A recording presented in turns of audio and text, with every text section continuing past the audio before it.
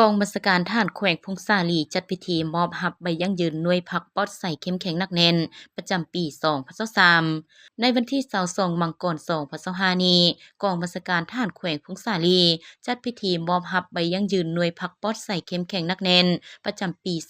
2023โดยการเป็นประธานของสหายผลจัตวาเสียงเพลงวรวงศ์เลขาคณะพรรคหัวหน้าการเมืองกองบัญชาการทหารแขวงพงษาลีมีคณะพรรคคณะบัญชากองบัญชาการทหารแขวงคณะพรรคฮักฐานองค์การห้าหงหงหมอท่านแขวงเลขาคณะหน่วยพรรคพนักงานสมาชิกพรรคสมบุญสำหงนายและพลทหารเข้าร่วมสหายพันโทพลสารสุขคณะพรรคฮักฐานห้องการเมืองหัวหน้าแผนกจัดตั้งพรรคห้องการเมืองกองบัญชาการทหารแขวงได้ผ่านมติตกลงของคณะบริหารงานพรรคแขวงฉบับเลขที่481 437 445 450ทับขพคพงษาลีลงวันที่20สิงหาคม2024ว่าด้วยกันอนุมัติมอบใบยั่งยืนหน่วยพักปลอดภัยเข้มแข็งหนักแน่นประจำปี2023จากนี้สหายพันโทเวียงสวรรค์พันลดาหองหัวหน้าแผนกกวดกาห้องการเมืองกองบัญชาการทหารแขวงได้ผ่านมติตกลงของคณะบริหารงานพรรคแขวงฉบับเลขที่244ทับคพค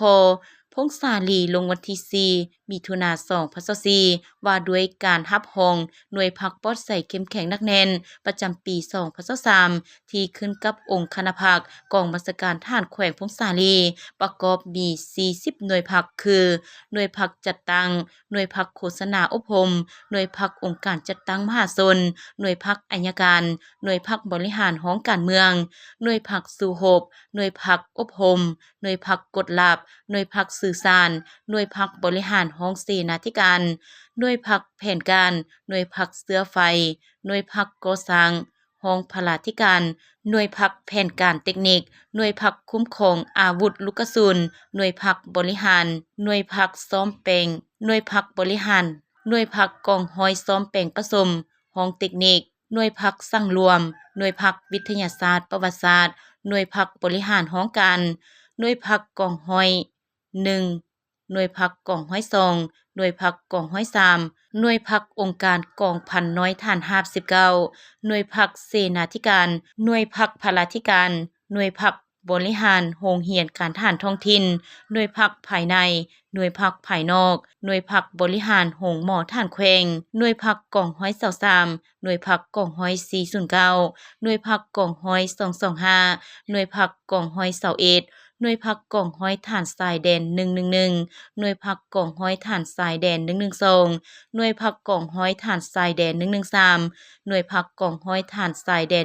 114หน่วยพักกองห้อยฐานทรายแดน117ในนี้สหายพันโทบุญเพ่งแสงสุรีคณะพรรคกองบัญชาการทหารแขวงหองหัวหน้าห้องการเมืองกองบัญชาการทหารแขวงได้ผ่านข้อตกลงของกรมใหญ่การเมืองกองทัพฉบับเลขที่82ทับกมทนครหลวงเวียงจันทน์ลงวันที่6เดือนมังกรปี2025ว่าด้วยการแต่งตั้งหน้าที่อยู่กองบัญชาการทหารแขวงพงษาลีในนี้กรมใหญ่การเมืองกองทัพตกลงแต่งตั้งสหายพันโทเหล่าเฮอไผ่บัวทองรองหัวหน้าแผนกการเงินห้องพลาธิการเป็นห้องหัวหน้าแผนกประกันสังคมห้องการเมืองกองบัญชาการทหารแขวงพงษาลีโอกาสที่มีความหมายความสำคัญดังกล่าวได้รับฟังการโอลมจากประธานพิธีก่อนอื่นสหายได้กล่าวแสดงความย่องยอสมเสยต่อคณะหน่วยพักและพนักงานสมาชิกพรรคที่สามารถรักษาได้นามยศหน่วยพักปลอดภัยเข้มแข็งหนักแน่นประจำปี2023พร้อมทั้งได้เรียกร้องให้คณะหน่วยพักสืบต่อศึกษาอบรมการเมืองนำพาแนวคิดให้พนักงานสมาชิกพรรคนักรบมีความรับรู้และความเข้าใจต่อแนวทางแผนนโยบายของพรรคระเบียบกฎหมายของรัฐต้านและสกัดกั้นปรากฏการณ์ย่อท้อให้หมดไปเทอละก้าว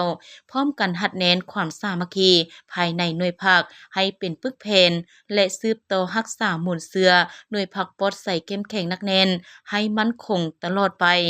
และยังได้แสดงความสมเสยต่อผู้ที่ถูกแต่งตั้งหน้าที่ใหม่และจงพร้อมกันเอาใจใส่ในการปฏิบัติหน้าที่วิสาเฉพาะของตนด้วยความรับผิดชอบสูงตามการมอบหมายจากขั้นเทิง